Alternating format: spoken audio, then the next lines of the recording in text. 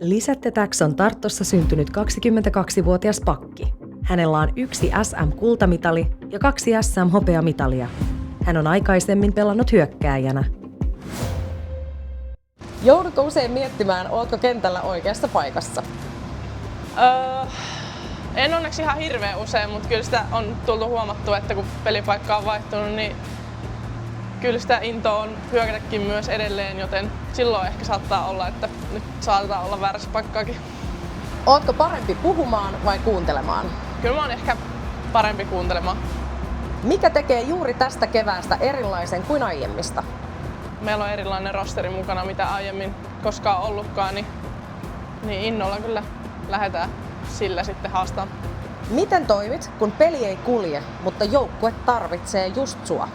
No kyllä siinä vaiheessa on vaan pakko yrittää kasata itsensä ja helpoin tapa on aina tsempata muita, että siihen ei paljon vaadita. Mikä on sun vahvin siirto nyt playoff-keväässä?